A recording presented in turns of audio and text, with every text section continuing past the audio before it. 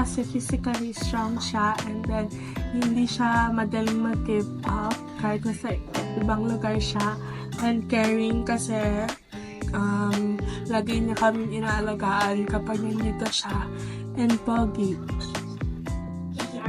Si Papa ay mabait kasi naproprovide niya yung kailangan natin dito sa pamilya. Si Papa ay mahaba ang kanyang pasensya. Kahit kami dalawa ni Mimi ay pasaway na kulit. At si Papa ay pogi kasi na-check niya si Mama.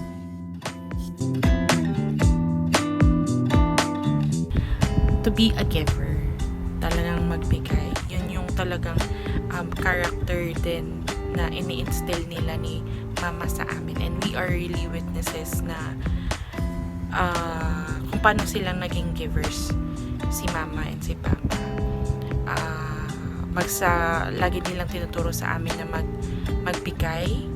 Kung may kakayahan ka magbigay ka sa mga taong nangangailangan, magbigay most importantly kay God. Magbigay pabalik kay God, dahil lahat naman ng binibigay sa amin ni God nanggagaling din, lahat ng blessings nanggagaling din kay God. So yun yung tinuturo talaga ni Mama and ni Papa na life lessons sa amin. Pangalawa, I think would be yung pagiging persevere o yung perseverance. Si Papa po ay isang good provider ng family po namin. Hindi po madali yung job niya, and alam po namin na nagtitiis siya sa pagod, sa homesick, dahil ilang months po siya bago umuwi sa bahay. Pero hindi yan nagiging hadlang para makapag-provide siya sa family po namin, and makapagtapos kaming magkakapatid sa pag-aaral po namin. Kaya po nagpapasalamat kami sa blessings na dumarating sa amin, and for giving us a papa na isang good provider. Siguro yung sa lahat ng gagawin mo, put God in the center of it. Sa lahat ng gagawin mo, kailangan hingin mo yung guidance ni Lord para alam mo nasa tama at nasa will at nasa plano ni Lord. Life lessons from Papa is humbleness and perseverance. Kasi humbleness dahil siya yung pinaka-humble na tao na nakilala ko. Never ko pa siya nakitang nagyabang or nag-post ng mga achievements niya.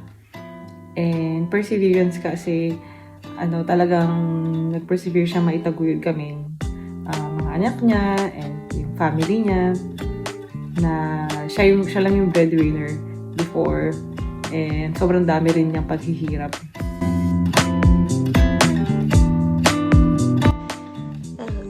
Favorite na memory ko with Papa is yung kapag dadating siya lagi galing sa barko.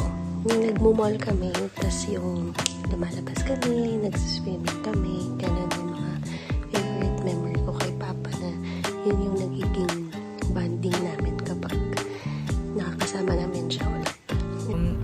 Isa lang yung sagot ko dyan, and hindi ko alam kung pares kami ng sagot ni Matthew.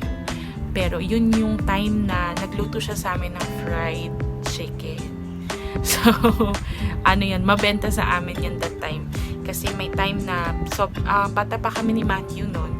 And then si Mama and si Ate Ruth pumunta ng church for Ladies Fellowship. So, naiwan kaming tatlo sa bahay. And binili na sa kanya nila Mama at saka ni Ate Ruth yung chicken. So, nakatimpla na lahat-lahat. So, i-fry niya na lang talaga. Pero at that time, tuwa kami ni Matthew dahil nilutuan niya kami ng fried chicken. So sobrang sarap kami ni Matthew nung kumain kami ng fried chicken. And then nung umuwi si Mama at saka si Ate Ruth, balita kami, Mama, sarap ng fried chicken ni Papa. So yun yung isa sa mga favorite memory talaga namin, ako personally, with Papa. Past one, naglalakahan kami ni Tita, and then ako yung kinagpihan ni Papa. Favorite memory ko with Papa is yung naglalaro kami ng basketball sa may clubhouse. Kasama namin sila Mama. Tapos, So, sobrang saya niya, sobrang saya namin, na carried away siya. Tapos, so, todong bigay siya na, kasi kalaban niya ako, na natumba ako, tapos nagkasugat ako. Tapos nagalit si mama sa kanya, obviously, dahil nga nasugatan ako, and naglalaro lang kami. Pero for him, kasi he took it seriously, yung bonding moment namin na yun. Kaya everyone was happy, and everyone was having fun. So for me, it was a favorite memory for me kasi dahil nasiman si Papa, hindi namin siya masyadong nakakasama pagka nasa barko siya. Pag umuwi siya, he was making time for us pa din. So, Hi pa! Happy Father's Day! Alam ko ilang years na tayo nagsiselebrate ng magkakalayo, pero paulit-ulitin namin ito sinasabi na we are grateful and blessed na ikaw po ang aming naging tatay. Maraming salamat sa iyong walang sawang pagmamahal sa amin, na alam naming mahirap, na malayo sa family mo, pero ka pa rin para magtrabaho para ma-provide mo yung mga needs namin lahat. At wala kami kung nasan man kami ngayon kung hindi dahil sa hard work mo. Kaya maraming salamat sa lahat. Isa kang napakabuting ama, huwarang ama sa aming lahat.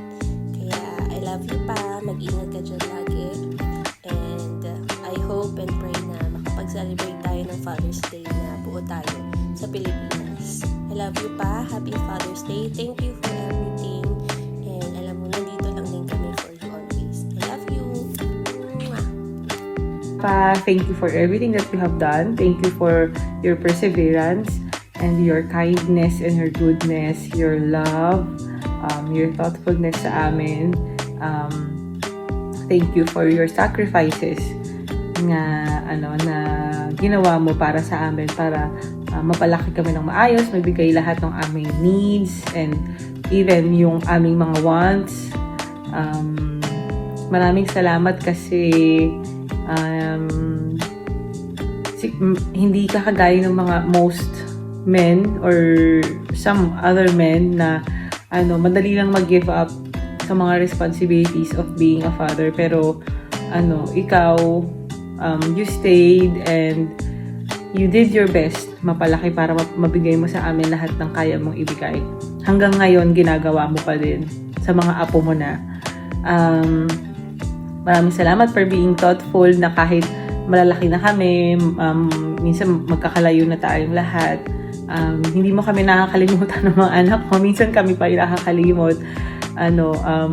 You're always sending us messages na, good morning anak, ingat kayo, kamusta na kayo dyan, and you were always calling us when you have the chance pag nasa barko ka.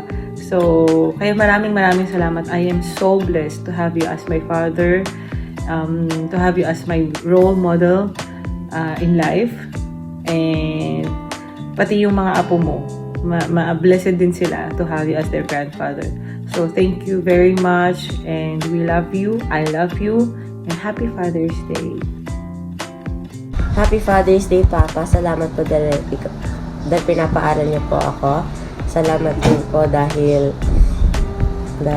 minamahal niyo po ako, at saka tinatato niyo na rin po ako na parang niyo pong apo. Salamat rin po dahil nagtatrabaho po kayo na mahirap para lang po mabigyan po ako ng needs. Happy Father's Day po. Happy Father's Day, Papa. Ingat ka po dyan. I love you. Keep safe. Happy Father's Day, Papa! Hello!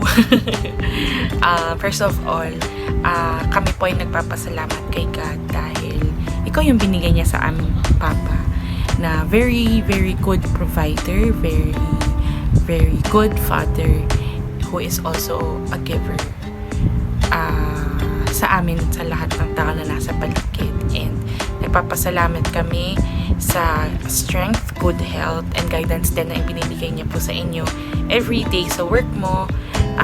Papasalamat din kami sa love and care na ibinibigay nyo sa amin always. Thank you for everything pa, sa lahat ng sacrifices na ginawa mo. Maraming salamat po.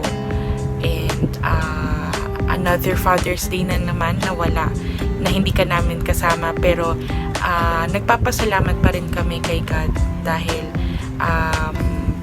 meron kaming papa, and nagpapasalamat kami sa presence mo sa buhay namin. And thank you for everything, Papa. And ingat ka po dyan sa barko. Alam kong nakaka-homesick and nakakapagod, pero lagi niyo pong tatandaan na madami po kaming nagpe-pray sa inyo, madami din po kaming nagmamahal sa iyo. Happy Father's Day, Father! Ingat ka po dyan! Love you po!